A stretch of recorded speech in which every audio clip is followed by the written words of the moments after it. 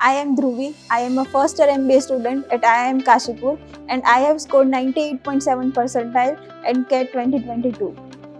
VARC being the first section sets the motion for rest of the exam. For RC, I used to read a lot of articles on daily basis from various websites such as the New York Times, the Hindu and Eon.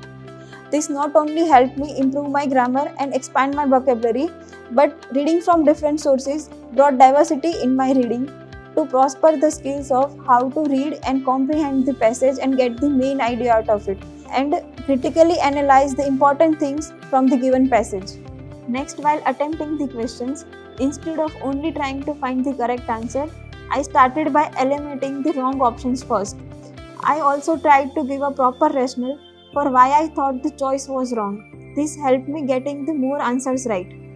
Lastly, I understood that getting everything 100% right in VARC was super hard, so I tried to attempt maximum number of questions with 90% accuracy.